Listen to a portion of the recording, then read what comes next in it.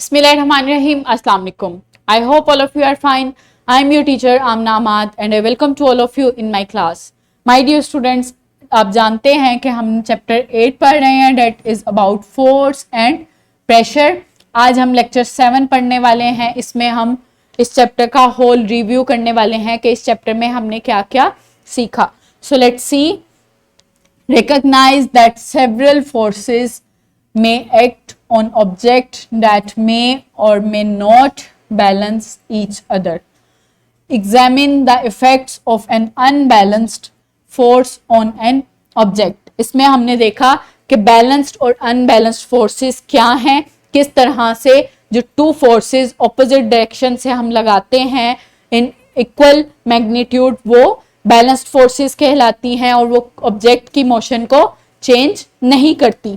और किस तरह से जब टू फोर्सेस ऑपोजिट डायरेक्शन से लगती हैं, इन ऑपोजिट डायरेक्शन में जब लगती हैं तो वो एक फोर्स कोई भी ग्रेटर होती है और दूसरी फोर्स जो है वो स्मॉलर होती है तो ऑब्जेक्ट जो है वो ग्रेटर फोर्स की जानिब ही मूव करता है।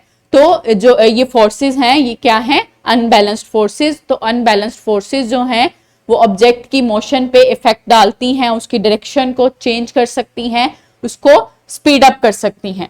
Next is differentiate between floating and sinking objects in term of density. Next हमने देखा कि डेंसिटी क्या है। डेंसिटी इज द मास पर वॉल्यूम। मास जितना ज्यादा किसी ऑब्जेक्ट का मास होता है उतनी ही ज्यादा उस ऑब्जेक्ट की डेंसिटी होती है।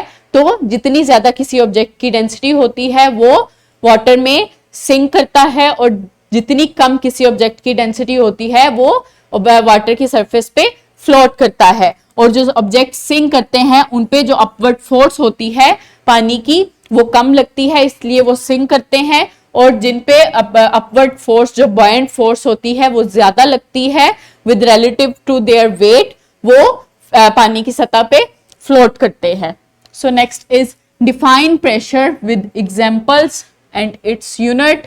Relate pressure with force and area. Investigate effects related to pressure, for example water pressure, increasing with depth, a balloon, expanding when inflated, etc. So next हमने देखा pressure क्या है। Pressure is the force per unit area। जो force हम apply करते हैं किसी भी यूनिट एरिया, किसी भी ऑब्जेक्ट के एक यूनिट एरिया पे, दैट इज कॉल्ड प्रेशर। और उसके बाद हमने देखा कि जो पानी है वो भी प्रेशर एक्सर्ट करता है और वो प्रेशर जो है वो डेप्थ के साथ साथ इंक्रीज होता है। जैसे जैसे हम डेप्थ में जाएं जो लिक्विड प्रेशर है, हाइड्रोस्टेटिक प्रेशर है, वो इंक्रीज होता जाता है और उसको हम एटमॉस्फेयर में एक 1 atm के तौर पे मेजर करते हैं। 1 atm जो है वो इंक्रीज होता जाता है with every 33 feet of depth.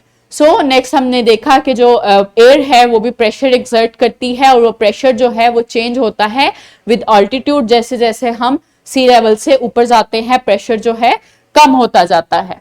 सो इसको जो एयर प्रेशर है उसको हम बैरोमीटर से मेजर करते हैं। नेक्स्ट हमने देखा बैलून, किस तरह से एयर प्रेशर जब एयर जो है उसमें बढ़ते हैं तो किस तरह से एयर जो है प्रेशर डालती है उसकी वॉल्स पे और उसको इन्फ्लेट करती है।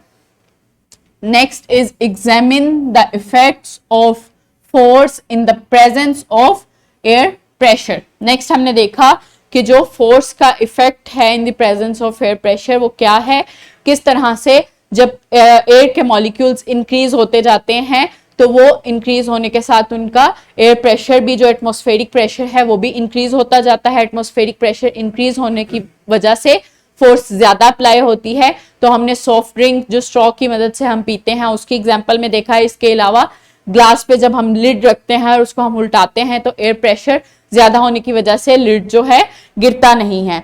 So next is build a 2-stage rocket model.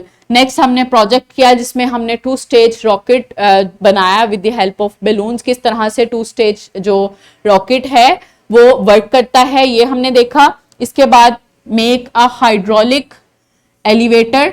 एक हाइड्रोलिक एलिवेटर बनाई हमने, किस तरह से पानी जो है वो प्रेशर डालता है और जो ये लिफ्ट है, ये जो हाइड्रोलिक एलिवेटर है ये वर्क करती है, ये हमने प्रोजेक्ट की मदद से देखा।